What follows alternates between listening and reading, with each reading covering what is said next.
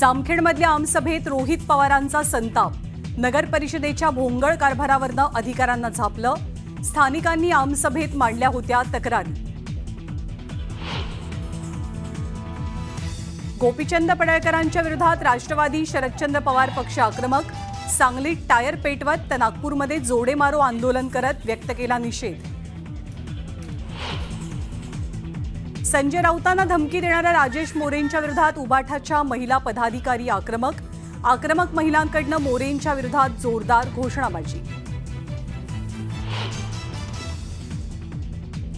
राज्यभरात अतिवृष्टीमुळे शेतकऱ्यांचं प्रचंड नुकसान. संभाजीनगर, नांदेड, हिंगोली, नाशिक, सोलापुरात हजारो हेक्टरवरच्या पिकांना फटका.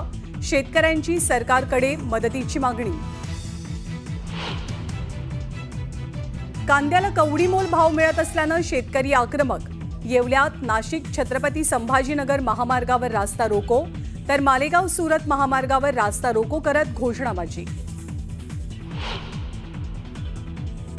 नाशिकच्या त्र्यंबकेश्वरमध्ये ठेकेदारांच्या गुंडांकडून पत्रकारांना बेदम मारहाण. त्र्यंबकेश्वरच्या शासकीय रुग्णालयात जखमींवरती उपचार. भुजबळांनी घेतली जखमी पत्रकारांची भेट. कुंभमेळ्याच्या समितीवरनं साधू महंतांमध्ये नाराजी. नाशिक आणि त्र्यंबकेश्वरमधील साधू महंतांची तातडीची बैठक. शासनानं समितीमध्ये स्थान न दिल्यानं नाराजी. नागपूरमध्ये नवरात्रोत्सवावरनं नवा वाद. गरब्यात मुस्लिमांना प्रवेश देण्यास विश्व हिंदू परिषदेचा विरोध. मुस्लिम तरुण गरब्यामध्ये आल्यास पोलिसांच्या ताब्यात देऊ, विश्व हिंदू परिषदेचा इशारा. H1B व्हिसाधारकांनी 24 तासांच्या आत अमेरिकेतनं परत या. मायक्रोसॉफ्टच्या कर्मचाऱ्यांना सूचना. H1B व्हिसाची फी $1 लाख करण्याचा ट्रम्प यांचा मोठा निर्णय. आणि जळगावात सोन्याच्या दराला झळाळी. सोन्याचा दर प्रतितोळा 1,14,300 रुपयांवर.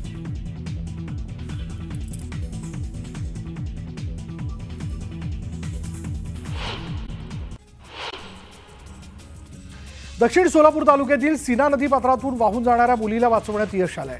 वडकबाळ इथल्या सीना नदीने धोक्याची पातळी ओलांडली. दरम्यान तरुणी वाहून जात असल्याचं लक्षात येताच ग्रामसुरक्षा दलाच्या जवानांनी तरुणीचे प्राण वाचवले. सोलापुरात झालेल्या अतिवृष्टीमुळे तब्बल 1,66,000 हेक्टरवरील खरीप पिकांचं नुकसान झालंय. पावसानं उघडीप दिल्यानं पंचनामे सुरू करण्यात आले असून आठवड्याभरात नुकसानीचा अंतिम अहवाल येण्याची शक्यता वर्तवण्यात येते. सोलापूर जिल्ह्यात अतिवृष्टीमुळे मोठ्या प्रमाणात नुकसान झालंय. माढा तालुक्यातील सीना नदीकाठच्या गावात पूरस्थितीमुळे मोठं नुकसान झाल्यानं आमदार अभिजित पाटलांनी पाहणी करत सरसकट पंचनामे करण्याचे आदेश दिले. नांदेड जिल्ह्यात पूर आणि अतिवृष्टीमुळे मोठ्या प्रमाणात पिकांचं नुकसान झालं. जिल्ह्यातील तब्बल 7 लाख हेक्टरवरील पिकांचं नुकसान झालं असून शासनानं हेक्टरी केवळ 8,500ची मदत जाहीर केली. मात्र पेरडीचा हेक्टरी खर्च किमान 20,000 येत असल्यानं मिळणारी मदत तुटपुंजी असल्यानं बळीराजा हवालदिल झाला. हिंगोलीच्या सेनगाव तालुक्यातील मोठ्या प्रमाणात शेतकऱ्यांनी झेंडू पिकांचं उत्पादन घेतलेलं आहे. मात्र सोसाट्याच्या वाऱ्यासह झालेल्या मुसळधार पावसामुळे झेंडू फुलांचं मोठं नुकसान झालंय. हातातोंडाशी आलेला घास हिरवल्यानं शेतकरी हवालदिल झालाय. राज्यभरात झालेल्या अतिवृष्टीमुळे शेतकऱ्यांचं शेतीचं अतोनात नुकसान झालं. मात्र अद्यापही सरकारकडून मदत जाहीर झालेली नाही किंवा पंचनामेही झालेले नाहीत. त्यामुळे सरकारनं तातडीनं पंचनामे करून शेतकऱ्यांना दिलासा द्यावा अशी मागणी अजित नवलेंनी केली. सोलापूरच्या अक्कलकोट तालुक्यात मुसळधार पाऊस बरसला. सतत पडणाऱ्या पावसामुळे शेतकऱ्यांच्या शेतात पाणीच पाणी झालंय. शिरवळ बादोला गावाजवळील रस्ता देखील वाहून गेलाय. गंगापूर तालुक्यातील शिल्लेगाव परिसरात पावसानं हाहाकार माजवला आणि त्यामुळे मोठ्या प्रमाणात नुकसान झाले. जवळपास 200 एकर शेतात पाणी साचल्यानं शेतकरी हवालदिल झाला. टोमॅटोच्या शेतात सर्वत्र चिखल झाल्यानं टोमॅटो पीक पूर्णपणे उद्ध्वस्त झालं. वाशिम जिल्ह्यातील 6ही तालुक्यात मुसळधार पावसानं सोयाबीन, तूर आणि कपाशी या पिकांचं मोठं नुकसान झालं. तर राज्याचे कृषी मंत्री दत्तात्रय भरणे यांनी जिल्ह्यातील नुकसानीची पाहणी केली. शेतकऱ्यांना भरीव आर्थिक मदत देऊन दिवाळी गोड करावी अशी मागणी यावेळी शेतकऱ्यांनी केली. अमेरिकन बँकांनी व्याजदरात कपात केल्यानंतर जागतिक बाजारपेठेत सोन्याकडे गुंतवणूक करणाऱ्यांचा कल वाढला. त्यामुळे सोन्याच्या दरातही विक्रमी वाढ होते. सोन्याचा प्रतितोळा भाव 1,14,300 रुपयांवर पोहोचला. सिंधुदुर्गात मुंबई गोवा महामार्गावर तसंच ग्रामीण भागातील रस्त्यांची अवस्था दयनीय झाली आणि या मार्गात खड्ड्यांचं साम्राज्य असल्यानं वाहन चालक त्रस्त झालेत. यावेळी याचा निषेध करण्यासाठी प्रशासनाला जाग येण्याकरता बॅनरबाजी करण्यात आली. परभणी जिल्ह्यातील कौसडी इथल्या ग्रामपंचायत सरपंच पदावरनं उच्च न्यायालय औरंगाबाद खंडपीठात सुरू असलेल्या खटल्याचा निर्णय आला. न्यायालयाने शेख मोबिन अब्दुल करीम यांची निवड योग्य असल्याचा निकाल दिला. समर्थकांनी गावात मोठा जल्लोष करत मिरवणूक काढली. बदलापूर शहरातील वडवली राहटोली बारवी धरण याकडे जाणाऱ्या मुख्य रस्त्याची अक्षरशः चाळण झाली आहे. बदलापूर अंबरनाथ पालिका आणि MIDC प्रशासन या तिन्ही प्रशासनाच्या हद्दीच्या वादामुळे या रस्त्याकडे दुर्लक्ष केलं जातं आणि त्यामुळे खड्डे कोण भरणार या वादात रस्त्यांची दुरुस्ती केली जात नाही. परिणामी पावसाळ्याचे 4 महिने अशा खड्डेमय रस्त्यातून नागरिकांना प्रवास करावा लागतोय. चिपळूण तालुक्यातील शिक्षण विभाग सध्या रामभरोसे आहे. पंचायत समिती चिपळूणमध्ये शिक्षण अधिकाऱ्याचं पद मागील कित्येक वर्षांपासून रिक्तंय. जे कोणी प्रभारी म्हणून येतात त्यांची लगेच बदली होते आणि त्यामुळे संपूर्ण शिक्षण विभागाचा कारभार कोलमडल्यासारखा झाला. शिर्डी साईबाबांचं 15 ऑक्टोबर 1918 साली महानिर्वाण झालं होतं आणि त्यामुळे 15 ऑक्टोबर या दिवसाची नोंद राष्ट्रीय कॅलेंडरमध्ये व्हावी यासाठी दिल्लीतील सिद्धपीठ संस्थेच्या वतीनं शिर्डीत महामंथन पार पडलंय. बंजारा समाजाला ST आरक्षणात समाविष्ट करण्याच्या मागणीसाठी बंजारा समाजाचे नेते गोरखनाथ राठोड यांनी मागील 6 दिवसांपासून उपोषण केलं होतं. अखेर भाजप आमदार संजय केनेकर यांनी मध्यस्थी करत काही मागण्या मान्य केल्यानंतर हे उपोषण स्थगित करण्यात आलं. छत्रपती संभाजीनगरात 105 वर्ष स्वातंत्र्य सैनिकाचं अखेर उपोषण सुटलंय. आमदार संजय केनेकर यांनी मुख्यमंत्री फडणवीस यांच्या भेटीचं आश्वासन दिल्यानंतर हे उपोषण सोडण्यात आलंय. नाशिक जिल्ह्यातील ग्रामीण भागात कांद्याच्या दरातील घसरणीचा मुद्दा चांगलाच तापलाय.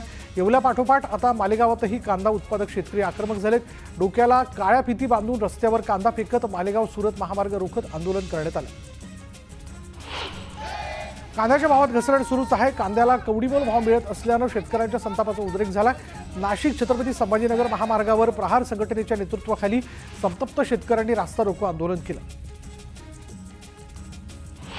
अमरावती जिल्ह्यात पावसाने जोरदार हजेरी लावल्यानं शेतकऱ्यांच्या पिकाचं मोठ्या प्रमाणात नुकसान झालंय. मात्र नुकसानीची दखल न घेतल्यानं शेतकऱ्यांना अनोखा निषेध केला. पिकावर रोटावेटर फिरवण्यासाठी चक्क कार्यक्रमाचं निमंत्रण पत्रक छापत कृषी विभागावर संताप व्यक्त करण्यात आला. नंदुरबारमधील तळोदा तालुक्यातील आमलाड इथल्या आदिवासी समाजानं रास्ता रोको आंदोलन केलं. हैदराबाद गॅझेट लागू होणार असल्यानं बंजारा आणि धनगर समाजाला आदिवासी आरक्षणात समाविष्ट करू नये अशी मागणी करण्यात आली. भिवंडीत युवक काँग्रेसच्या वतीनं वोट चोर गद्दी छोड या बॅनरखाली पालिकेच्या मुख्य गेटसमोर स्वाक्षरी मोहीम राबवून जोरदार निदर्शनं करण्यात आली. यावेळी वोट चोर गद्दी छोड, नोकरी चोर गद्दी छोड अशा घोषणा देण्यात आल्या. हिंगोलीत कृषी मंत्री दत्तात्रय भरणे यांच्या ताफ्याला काळे झेंडे दाखवण्यात आले. ओला दुष्काळ जाहीर करण्याची मागणी करत शिवसेना उबाटा पक्षाच्या पदाधिकाऱ्यांकडून काळे झेंडे दाखवण्यात आले. दरम्यान पोलिसांनी आंदोलकांना ताब्यात घेतलं. रिपब्लिकन पार्टी ऑफ इंडिया पक्षाचे राष्ट्रीय अध्यक्ष सचिन खरातांना धमकीचं पत्र देण्यात आलंय आणि दरम्यान पत्राची योग्य ती दखल घेऊन सचिन खरातांना संरक्षण देण्याची मागणी खासदार सुप्रिया सुळेंनी केली आहे. त्र्यंबकेश्वरमध्ये पत्रकारांना बेदम मारहाण करण्यात आली. स्वामी समर्थ केंद्राजवळील वाहनांच्या प्रवेशाची पावती घेणाऱ्या लोकांनी ही मारहाण केली. जखमी पत्रकारावर त्र्यंबकेश्वरच्या शासकीय रुग्णालयात उपचार सुरू आहेत. पत्रकार मारहाण प्रकरणी मुख्यमंत्री देवेंद्र फडणवीस यांनी कठोर कारवाईचे आदेश दिलेले आहेत. नाशिकच्या जिल्हाधिकाऱ्यांना फोन करून दोषींवर कडक कारवाई करा असे निर्देश मुख्यमंत्री देवेंद्र फडणवीस यांनी दिले.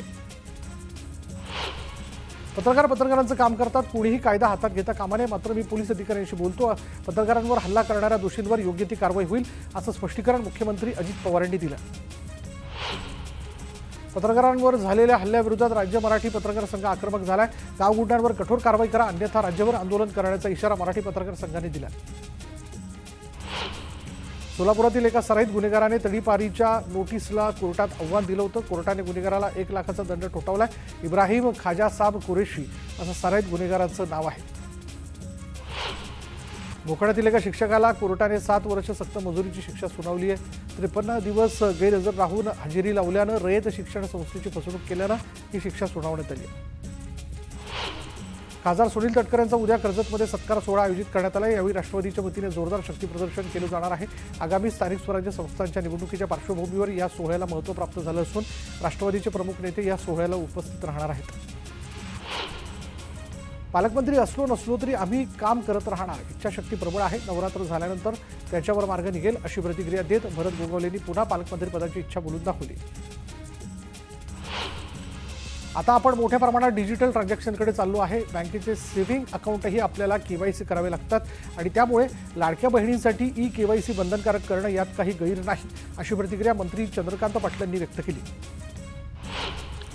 मुख्यमंत्री जेव्हा सांगतात तेव्हा सर्वांनी ऐकलंच पाहिजे. मुख्यमंत्री फडणवीसांनी पडळकरांना समज दिली, त्यामुळे आता गोपीचंद पडळकर भान ठेवून बोलतील असा विश्वास दीपक केसरकरांनी व्यक्त केला. जामखेड नगर परिषदेच्या भोंगळे कारभारावरनं रोहित पवारांनी मुख्य कार्यकारी अधिकाऱ्यांना खडसावलंय. नागरिकांच्या तक्रारीनंतर त्यांनी अधिकाऱ्यांना झापलं. तातडीनं नागरिकांच्या समस्या सोडवण्याचे आदेश त्यांनी दिलेत. संजय राऊत वारंवार आनंद दिघेंचा अपमान करत असल्याचं वक्तव्य मंत्री योगेश कदमांनी केलेलं आहे. दरम्यान त्यांनी राऊतांच्या वक्तव्याचा निषेध केला. खासदार संजय राऊत यांना घरात घुसून मारण्याची धमकी शिवसेना शिंदे पक्षाचे आमदार राजेश मोरे यांनी दिली. त्यामुळे आता संजय राऊत यांच्या भांडूप इथल्या मैत्री निवासस्थानाबाहेर मोठा पोलीस बंदोबस्त तैनात करण्यात आला. खासदार संजय राऊतांना धमकी देणाऱ्या शिवसेना आमदार राजेश मोरे यांच्या विरोधात ठाकरे गटाच्या महिला पदाधिकारी आक्रमक झाल्यात. महिला पदाधिकाऱ्यांनी आमदार राजेश मोरे यांच्या विरोधात घोषणाबाजी केली. दादाताई पुन्हा एकत्र व्हा असे पोस्टर नागपुरात राष्ट्रवादी कार्यकर्त्यांनी लगावले. दादाताई एक व्हा असा पोस्टरमध्ये उल्लेख करण्यात आलाय. झाले गेले गंगेला मिळून द्या, नतमस्तक होऊन विनंती करतो असंही पोस्टरमध्ये लिहिण्यात आलं. पठाण्याचे पालकमंत्री पंकज भोयर यांनी उद्या जनता दरबाराचं आयोजन केलं. यावेळी नागरिकांच्या समस्या ऐकून त्यावर त्वरित मार्गदर्शन आणि समस्यांचं निराकरण करण्यात येणार आहे. रत्नागिरीमध्ये स्थानिक स्वराज्य संस्था निवडणुकांचा पडगम वाजवण्यास सुरुवात झाली. रत्नागिरी नगर परिषदेच्या निवडणुकीच्या दृष्टीनं भाजपच्या माजी नगरसेवकांनी मोर्चे बांधणीला सुरुवात केली. यावेळी स्वच्छता कर्मचाऱ्यांना त्यांनी स्वच्छता साहित्याचं वाटपही केलं. मंत्री अतुल सावेंच्या कारवर दगडफेक करण्यात आल्याची घटना समोर आली आहे. संभाजीनगरच्या पुंडलिक नगरच्या कार्यालयासमोर उभ्या असलेल्या कारवर ही दगडफेक करण्यात आली. दुपारी 12 वाजण्याच्या सुमारास एका तरुणानं ही दगडफेक केली. पोलिसांनी दगडफेक करणाऱ्याला ताब्यात घेतले. दरम्यान सावे कारमध्ये नसल्यानं मोठा अनर्थ टळला. पोलिसांकडून अधिकचा तपास सुरू आहे. पोलीस महानिरीक्षकांना गोट्या गीते हा समाजसेवक आणि सज्जन वाटतो का? त्याला एवढ्या सहजासहजी मकोकामधून का वगळलं असा संतप्त सवाल विजयसिंह बांगर यांनी विचारत संताप व्यक्त केला आहे. तर उद्या गोट्या गीतेचा समाजसेवक म्हणून पोलिसांनी सत्कार नाही केला तर नवलच असा टोलाही त्यांनी लगावला. छत्रपती संभाजीनगरच्या कडेठाण इथल्या श्री महालक्ष्मी देवीच्या नवरात्र महोत्सवाची जय्यत तयारी सुरू आहे. मंदिर परिसर स्वच्छ आणि सुंदर करण्यात आला आहे. भव्य रंगरंगोटीने मंदिर उजळून निघालेलं आहे. 9 दिवस वेगवेगळ्या रूपांचं दर्शन यावेळी होणार आहे. शिर्डीच्या साईबाबांच्या समाधीचं मधुर भांडारकर यांनी दर्शन घेतलं. यावेळी त्यांनी पूजा केली. दरम्यान मंदिर संस्थांकडून त्यांचा सत्कारही करण्यात आला. गोंदियाच्या सूर्याटोला इथल्या 25 तरुण डोंगरगडच्या दर्शनासाठी पायी निघालेत. सूर्याटोला ते डोंगरगड पायदळी यात्रा करून पहिल्या दिवशी मातेचं दर्शन ते करणार आहेत.